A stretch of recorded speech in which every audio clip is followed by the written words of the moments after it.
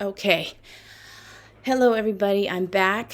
I have updates on how my first year went as a part time law student, older law student, working mom, so on and so forth. So, the last video, I had just gotten out of my first semester and it was really, really rough, and I hadn't had any grades or anything. Um, but I have grades now, so I just wanted to give basically a recap of my first 2 semesters of law school as a 1L. So I have ups and I have downs. So let me start with the downs. So as I said before, the first semester was rough, and it really showed in my grades. I came out a solid C student.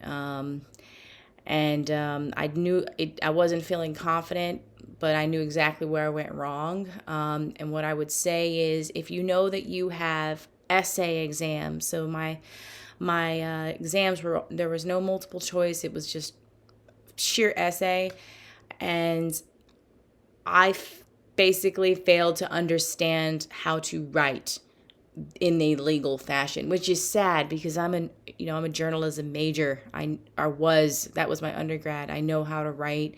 I'm usually praised for writing in my job, but not so much when it comes to legal writing. So I just wrote what I felt and how I would convey a message to regular people, and that was a mistake. Okay, so if you have essay exams, learn whatever the method is that your professor wants. So they might have IRAC or CRIAC or CREAC or whatever. They might say, oh, you don't necessarily need to use that method to pass. And that's what I took from the conversation, and that was wrong. Use whatever your professor likes. Okay, so you are likely familiar with IRAC by now or will be. Learn it, practice it. Don't just think you're going to go in there because you're an awesome writer in your normal job or in your blog or in your undergrad or master's program or whatever you do, because legal writing is not the same as, the way an average person would write to convey a message in the most efficient manner. It is very analytical. And I just didn't understand that. So I'm upset in that I understood all of the material, and it was a lot of material. It was hard to remember. But when it came time to convey what I understood in an essay and a timed essay, I just didn't do well. I barely passed. So I was a solid C student. So immediately upon getting my grades, I contacted my professor, and they threw a lot of resources at me, if I needed a tutor or anything, so I got to, give props to my school. That's why it's good to go to a school that's going to care about you. So the second semester, I didn't really mess around. I asked exactly what the professor was going to be looking for in exams. And, thankfully this exam, the next semester, the exams were not essay. It was more short answer and multiple choice. And I came out with A's and B's. So the second semester, I turned it around, which is good because I was literally going to quit. I was like, well, I'm spending thousands of dollars here.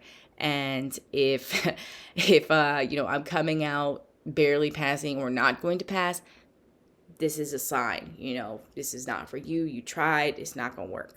But that's not what happened. I got I got really good grades, above average grades. Thank goodness for the curve. You will learn to love and hate the curve. I love the curve.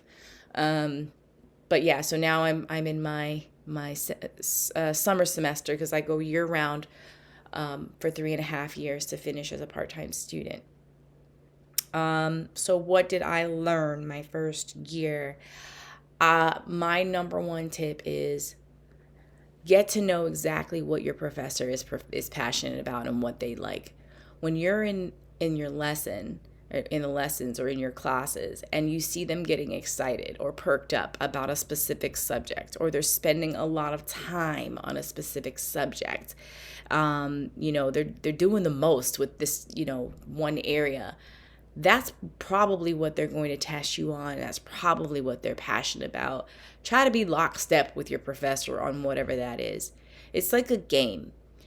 Figure out what they want. and maybe I didn't know this before because it had been so long since I'd been in school.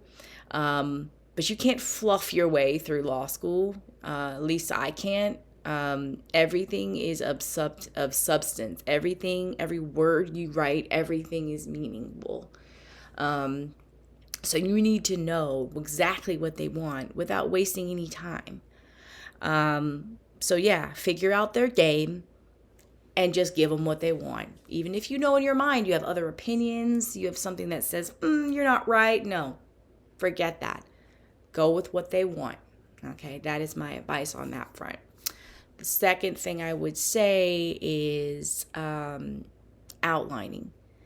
You've probably heard this before, but I felt like outlining is extremely helpful for all your classes. But if you have a class that is less that I guess that is more writing. Like if you have a class where the essay, the final is an essay exam, outlining is also good, but you need to practice doing essay exams. Go online and find an exam, a timed one, and do it under real conditions. That's how you really are going to pass that class. But outlines will, I think, work best or work well for multiple choice type exams, because you only get one shot. It's law school, that last final grade, and that's it. I will say I disagreed with my program in that they did not teach us the writing up front. So the way that my school does it is they do it in blocks. They teach it like foundationally first, research, writing, like in steps. So by the time I had to take this essay exam, I really still didn't know how to write in a legal fashion. And I feel like more now than I know I have a grasp on it. And had I known before, maybe I wouldn't have suffered so badly in the first semester. Okay, what else can I say about the first semester? So here's the thing. There's a lot of overachievers. There's always going to be overachievers.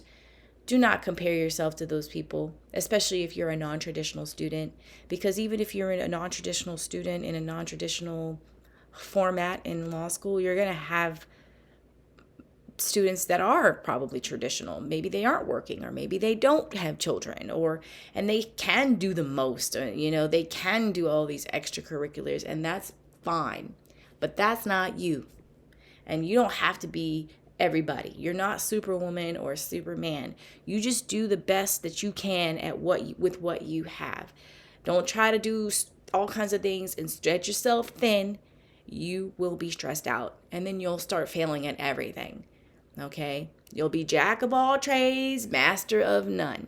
So I just wouldn't do it if you feel some type of way about other people being able to, I'm on this group and I'm on that board, and no, regular folks can do that. Non-traditional folks, we don't have time, and that's okay.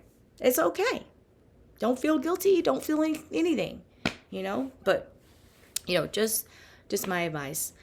And what else was I there was one more thing that I wanted to mention, but it was probably not important. So anyway, that's it.